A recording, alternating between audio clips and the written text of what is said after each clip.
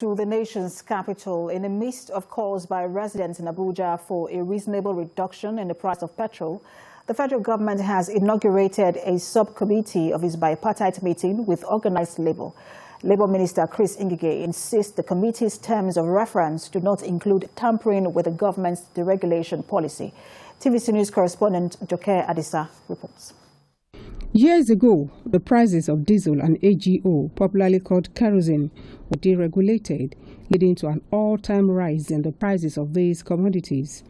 But the government has not been able to achieve the same with deregulating the premium motor spirit. This is due to the fact that any increase in the pump price of petrol normally has a multiplier effect on the cost of virtually everything in the market, including transportation.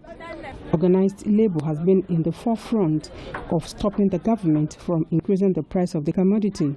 But this time, the government has put its foot down, insisting there is no alternative to deregulation.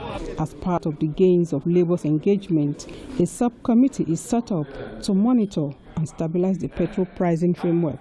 The question of whether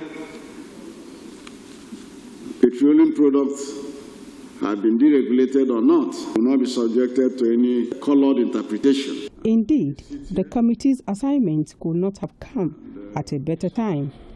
Only last week, organized labor forced the authorities to a 5 naira reduction in the per litre price of petrol all around the city center this Monday, when the new price regime was expected to have taken off.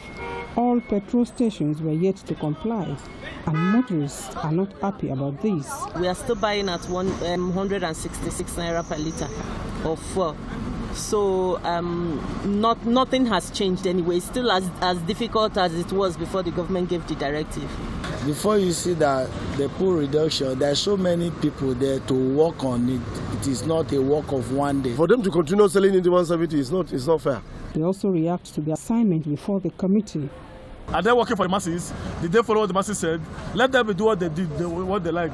Organized labor calls on the regulatory agency to effect compliance with the reduction in the price of fuel. We expect the DPR to move from today to enforce the new price position.